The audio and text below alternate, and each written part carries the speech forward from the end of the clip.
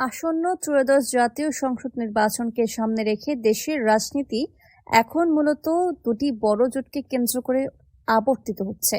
নির্বাচন যত ঘনিয়ে আসছে ততই রাজনৈতিক দলগুলো নিজেদের চূড়ান্ত অবস্থান স্পষ্ট করছে। কেউ জোটে যোগ দিচ্ছে, কেউ দল বিলুপ্ত করে বড় দলে যুক্ত হচ্ছে, আবার কেউ দলীয় অস্তিত্ব বজায় রেখে আসন সমঝোতার মাধ্যমে নির্বাচনী প্রস্তুতি নিচ্ছে।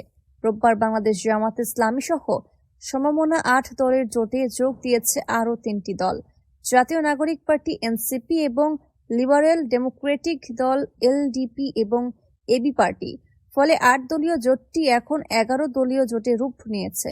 জুলাই আন্দোলনের আবেগকে ধারণ করে গড়ে ওঠা এনসিপি ভোটের মাঠে নতুন মাত্রা যোগ করতে পারে বলে ধারণা করা হচ্ছে। অন্যদিকে বীর মুক্তিযোদ্ধা কর্নেল অবসরপ্রাপ্ত ডক্টর অলি আহমদের নেতৃত্বাধীন এলডিপির যোগদানে জোটটির গ্রহণযোগ্যতা আরও বাড়বে বলে মনে করছেন রাজনৈতিক বিশ্লেষকরা।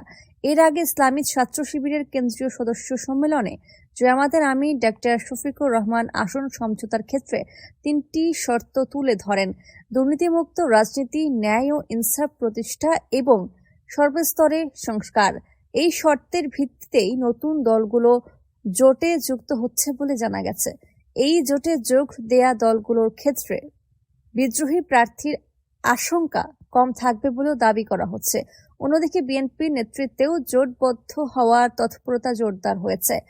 জমিয়তে উলামায়ে ইসলাম সহ কয়েকটি দল বিএনপির সঙ্গে আসন সমঝোতায় যুক্ত হয়েছে।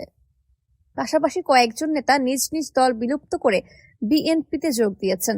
এদিকে আরপিও সংশোধনের ফলে জোটবদ্ধ হলেও নিজ দলের প্রতীকে নির্বাচন বাধ্যতামূলক হওয়ায় ছোট দলগুলো বড় দলের প্রতীকের নিশ্চয়তা পেতে একীভূত হওয়ার পথ বেছে নিচ্ছে।